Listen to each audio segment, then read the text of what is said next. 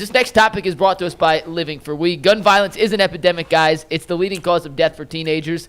And on this season of Living for We, we're asking what can be done to end cycles of violence in cities like Cleveland, where the shooters value their reputation over their own lives and see innocent bystanders as just collateral damage. Living for We is more than a podcast. It's a resource for communities tired of chaos and ready to build peace. Living for We tells the real stories from those most affected and solutions from change makers in the community. The mission is simple: empower communities to create safer neighborhoods free from gun violence by highlighting local heroes, connecting resources and solutions, and building bridges through honest, community-driven dialogue. You can find this award-winning show wherever you get your podcasts, and you can watch full episodes of Living for We by searching for them on YouTube. Bull, you had Greg Cosell on your show. Yes. He was also on the Ross Tucker podcast this week. Ross Tucker, we are thrilled to announce, will be joining us much more frequently during the football season as a part-time contributor to the Ultimate Cleveland Sports Show. In fact, I asked Greg, when he was on if you haven't seen it, when our show is over, go and watch my podcast this morning, which Greg Cosell. I asked him about every player the Browns drafted. He gave a breakdown of every single player, no exceptions. And then at the end, I asked him what his breakdown on Ross Tucker was. So... Okay. Perfect. So make sure you listen. We won't be playing that now. But we have two clips, one from your podcast with Greg, and then Greg on Ross Tucker's podcast talking about Dillon Gabriel and how he fits into what Kevin Stefanski likes to do. Tyrus, I know he's a guy that you've talked about, so let's hear Greg Cosell breakdown on Dillon Gabriel and kind of figure out in our own words why he fit what the Browns may have been looking for with that third-round pick. This is Greg Cosell on Adam the Bulls podcast and then with Ross Tucker. The kid... And this is cliched. I realize what I'm about to say is cliched, but he knows how to play quarterback. He understands how to play the position. But obviously, he's got certain things that are problematic. And just one other point: he has a little bit better arm than probably people think. Not a power arm, but he doesn't have an average arm. It's better. It's a little better than that. I think that Gabriel is a guy that has a natural feel for the position. I think he's got subtle and nuanced pocket movement, which you don't see from a lot of college quarterbacks. I think he has a pretty refined feel for when to come off intermediate route concepts and check the ball down. He rarely gets stuck in the pocket. I mean, I think you're dealing with a guy, obviously, because he was 5'11" and an eighth. He's got a little bit better arm than people are giving him credit for. He does not have a bad arm at all. What he needs at the next level, and I think in an ideal world, this is what Kevin Stefanski wants his offense to look like, is he needs a passing game built on timing and rhythm concepts, maybe an emphasis on RPO and quick game. So that was Greg Cosell giving his 2 cents on your podcast and with Ross Tucker on Dillon Gabriel. Ty, when you look at the tape, you look at what Kevin Stefanski wants to do in an offense, and considering the fact that we know the Browns took him in the third round before taking any other quarterback, what do you think Stefanski and this front office saw in Gabriel that makes him a good fit for what they want to do offensively? Well, I put out a tweet about it, and Greg kind of touched on it with his closing argument there. The thing about Kevin Stefanski's system is it's all about timing. You think about why didn't Baker Mayfield and Odell work? Well, Odell wasn't where Baker needed him to be at the time Baker needed him to be. But Amari Cooper was. That's what made Amari Cooper look so good. Joe Flacco threw on time. Anytime any quarterback comes in here and throws the ball on time, that receiver runs that route and he knows by the time I get out of this route, that ball's going to be right where I want it to be. That's when you see Kevin Stefanski's offense flourish. We talked about every quarterback in this draft, and we talked about how all these quarterbacks need to sit because all of them hold on to the ball too long. That's just how college is. Caleb Williams had that same thing last year, and he's still trying to get coached out of it. For some odd reason, college quarterbacks try to give up the good to go for something great. But if you look at Dillon Gabriel is a guy that throws the ball on time because he realizes, all right, I got some really good receivers, and he's an athletic guy. Like, he can beat you with his legs, but that's not what he wants to do. He wants to sit there and feed his guys.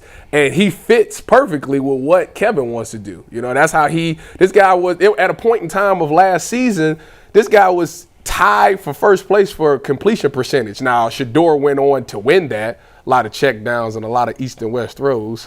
Shout out to Cam Ward for pointing that out.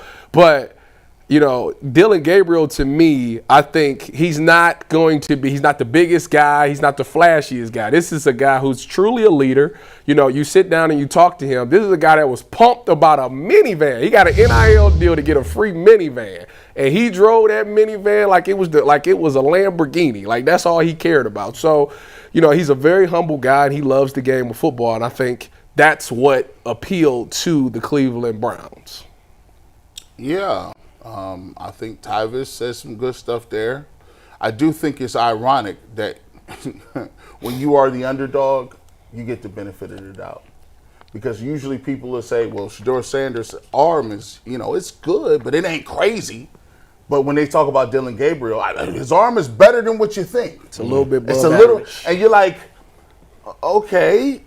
They be like, Shedeur Sanders ain't really big. He ain't like 6'4". Dillon Gabriel's under 6 feet, and they be like, but look, he plays bigger in the pocket, though, boy. He plays a little bit bigger than his size. Greg Cosell said to me, I don't know if this was part of the clip we had. Greg Cosell did say to me that Gabriel looks small, plays small. He said he plays small. I think what they like about it is the accuracy. And one of the things that I think that Kevin Stefanski didn't like in the last stint that he had last year was all the turnovers, the DTR picks, the Jameis Winston interceptions. You could just see him on the sideline losing his mind inside his body, and he couldn't even yell or scream. His beard just still stayed the same color. It was a little lighter when he was happier. But other than that, he didn't really show it like that, but he was over there screaming. He just don't like the interceptions. And he feels like this guy will throw on time. He's a rhythm guy. He feels like, okay, if I can use him, they talked about how smart he is and how he's played a bunch of football, 6 years. That's the only problem that we got a little bit too. In prior years, because I remember when he played for UCF, prior years, what would have happened would be guys will come out and you got 4 years, maybe 5. Man, you know how many people then had 6, 7 years of football? These dudes, it's like It was COVID. COVID gave him that extra year. I guess, man, these COVID years, when they going to run out? Because it's 27, 28 I think they're done. dudes. I think last year's class. But here's the thing, guys. Like, now that they've made this pick, right? Mm-hmm. Okay, none of us were talking. His name was Mike. Did 87,000 different topics leading up to the draft about quarterback. We never mentioned this guy once at all. Well, ever. To be fair, okay, I mentioned his name once. You mentioned his name. I said I would take him later in the round. Okay, so you mentioned him once. I mentioned one time. Sean King. And Jason asked Sean King about it. But he was basically completely off the radar. Right. Everybody had him 6'7". I know nothing about this guy. I saw him play against the Buckeyes. Wasn't really paying close attention to him. I don't know if he could play or not. Somebody asked me the other day. He was in the Heisman. Tyvis? I don't love college football. I only watch the Buckeyes. I don't really watch much of college Oregon football. From an East Coast standpoint, Oregon come on at 10 o'clock. Yeah, I'm not staying up to watch Oregon football. Me, I work for the Big Ten, right, so I had no choice. I had to watch it. Just like I'd stay up late to watch the Dodgers game to hear Vince Scully. It's the same thing. I don't know. Maybe this guy he has great football instincts. That's fantastic. Mm-hmm. That's going to give him a chance to overcome some talent deficiencies. Give him a chance. I think so often we talk about quarterback competitions and they don't really let them have it. Let's have a real competition. Let's see what these guys got. And you know what? As much as the stories about Joe Flacco and Shedeur Sanders, if this guy balls out, we'll all be rooting for him. If he Let's go. This is what I want to really say, man. Like, this says more about us. It ain't about these dudes, man. It says more about the fan base and our inner thoughts and our biases and our immaturity level on this is the tribalism that we have for the Cleveland Browns is at an all-time high. And listen, we've been doing this stuff. I can't do 10 more years of that. Like, we've been doing it. Like, it's whether or not it's Odell or Baker. And then it was like, okay, well, those guys are gone. They left them. Some people was mad about that. Then you got to Deshaun Watson. Everybody lost it. Then it was like, even the guys like Myles Garrett. Oh, Myles Garrett, he wanted to trade. I don't like him either. He's like, bro, this is wild. Now we get to a point where, okay, we got Deshaun Watson is no longer here where he actually is here. We got 4 quarterbacks. For the most part, they all knew. Bro, just wait and see what happens. Root for them. Whoever come out on top, we're going to root for them. We want them to throw touchdowns. But please don't start making stuff up early. Please don't just disqualify Gabriel because he a little shorter. Or you may not have saw him play. Don't disqualify Pickett. I joke about Kenny Pickett. Don't disqualify him because He kicks ass. Honestly, you know what I think played a small, not big, very small role into why I think they're comfortable with Dillon Gabriel? If you look at Arizona, Kyler Murray, he's running the offense that Kevin wants to run again. Right. And for the beginning of that season, Arizona was on fire. Yeah. And then they kind of fell off the cliff. But it showed that you can have success with a smaller quarterback because Kyler Murray ain't nothing but 5'9" himself. Now, Kyler Murray is a way better athlete than Dillon Gabriel, so I will put that out there. But don't sit there and say because I don't want it to work because he's 5'8" or 5'9". Kyler showed you it can work. It can work. He's less than a foot. Oh, less than a foot. He's less than an inch shorter than Baker. Yeah. That's it. Baker's 6 foot even, isn't he? Maybe. Oh, no, he's probably He's 5'11", and he was officially measured in at 5'11" and an eighth. This guy.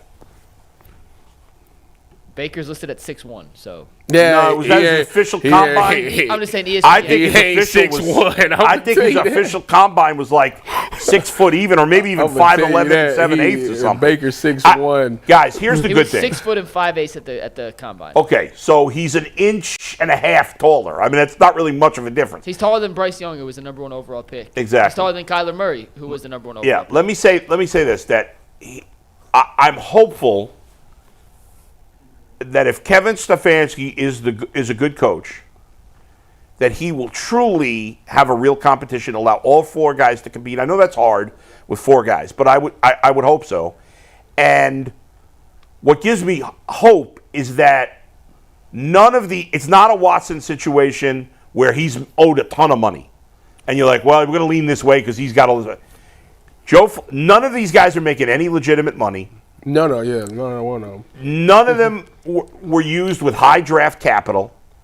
And so there's no real incentive to purposely give an unfair advantage to one guy over the other. I want to see, and thank you for mentioning Kevin Stefanski. I really want to see him do his best coaching job. This is his chance. I really want to see because outside of Joe Flacco, the rest of them, two of them has no experience, and the other one didn't have a great experience. You got two running backs. You got 1 young tight end.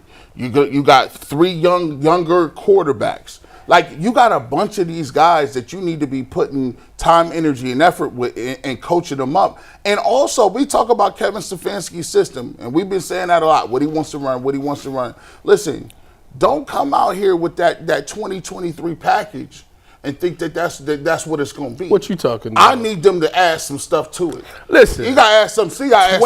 This team should really live in 12 personnel. I want to see 22 personnel, too. I do that, too. I want to see. I rode 12 personnel with them. I want to see some updated version of what you was running. I want to see some wrinkles. I want to see some new stuff. Like, don't come out here and be like, yeah, we ran this with Flacco, and yeah, you got smoked running that same thing with Flacco. Well, they didn't.